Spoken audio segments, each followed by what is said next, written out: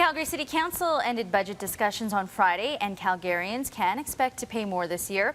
Average homeowners in Calgary will see a 7.5% tax increase next year, which is about $150 more per year, depending on property value. Danielle Smith from 770 CHQR joins us this morning to continue the conversation on this story. Good morning, Danielle. Good morning.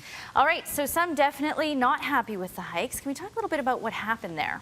I am trying to figure that out myself, because all the way up last week, they were saying they're even debating having a 0% increase in property taxes. And then all of a sudden, it's 7.5% for homeowners and 18% for businesses. I mean, this is the thing I don't get. Going into this discussion, it was all about how can we make sure that we alleviate the increasing burden that's happening on all of those beltline and outlier businesses that have had to shoulder massive increases already over the last few years because of the decline in revenues coming from downtown. So this looks like a failure on all fronts. They didn't manage to find any place to cut. Every single motion that was put forward to find places to reduce spending got voted down by different groups of council members. They didn't succeed in limiting the year-over-year increase for property owners. And then on top of that, they haven't mitigated the increases for businesses. So I don't see any bright light. Oh, there's one. Instead of doing a $200,000 study to find out whether all the speed limits should be reduced down to 30, they've given it the money instead to the dope team, which is, I think, the team that goes around and picks up used needles in some of the Beltline communities. So at least there was one decision that they were able to come in on. But boy, people are going to open up their property tax bills this year, and their eyes are going to pop. This isn't what they were expecting at all.